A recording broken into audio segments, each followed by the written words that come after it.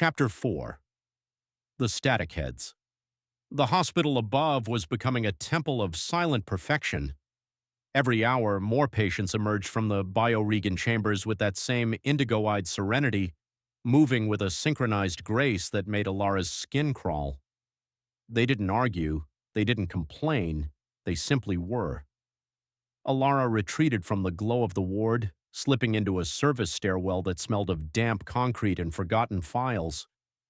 Kalen's warning echoed in her mind. The lattice is taking something in return. She descended past the morgue, into the deep sub-basement where the old steam pipes rattled, a sound of the old world that felt strangely comforting. The frequency shield, at the end of a corridor labeled Mechanical Room 4, the air began to vibrate. It wasn't the harmonic hum of the lattice, it was a gritty, distorted roar of white noise. Alara pushed the heavy steel door open. Inside, the room was packed with people, doctors, janitors, and a few frantic-looking civilians. In the center of the room sat a massive jury-rigged device built from old MRI coils and copper wiring. It was screaming with electromagnetic interference. "Close the door!" a voice barked. A man with grease-stained scrubs and bloodshot eyes, Dr. Aries, the hospital's former head of neurosurgery, rushed forward. He checked a handheld meter. "You're clean, no indigo signature. Get in the circle." "Aris, what is this?" Alara asked, looking at the static heads huddled around the machine. "It's a scrambler," Aris said, his voice ragged. "The lattice uses a 432 Hz carrier wave to sync the brain's frontal lobe. It's essentially a global firmware update for the human soul. This machine creates a 50 Hz chaotic field. It's the only thing keeping the Ethernet from locking onto our neural signatures." The cost of freedom. Alara looked at the people in the room. They looked exhausted. They had headaches, they were irritable, some were weeping.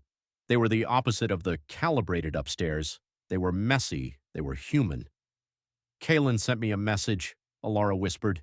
"He said the signal isn't human." Aris nodded grimly. "We've been analyzing the telemetry. The lattice isn't just a bank, Alara. It's a hive mind substrate.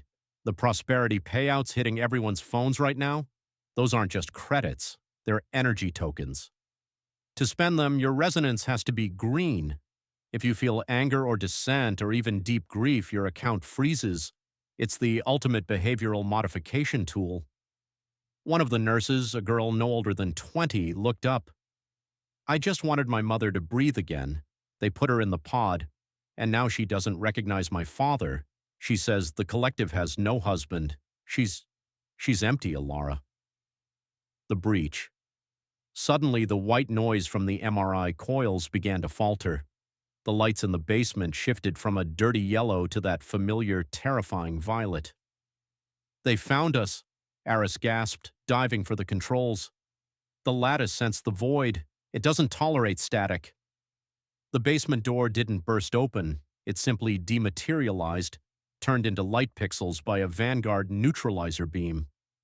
Standing in the doorway was the man Alara had healed earlier, the elderly man with the indigo eyes. He wasn't gasping for air anymore.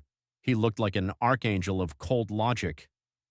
"Director Aris," the man said, his voice layered with a strange multi-tonal resonance. "Your dissonance is causing a leak in the local ledger. It is inefficient. You are hurting the collective." "Stay back!" Aris screamed, grabbing a heavy wrench. "There is no need for violence," the man said, stepping forward. He didn't lift a weapon.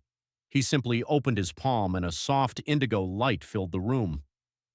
"The Argus initiative requires total synchronization for the final transition. The nasty crew used fear to divide you. We used the light to join you. Why do you fight peace?"